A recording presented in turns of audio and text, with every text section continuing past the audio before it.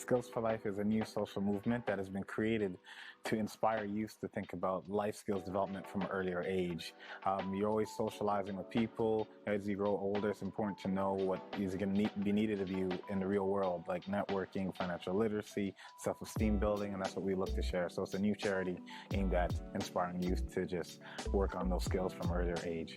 What was the passion, or how did this come together for you? Why did you think of doing this and empowering youth?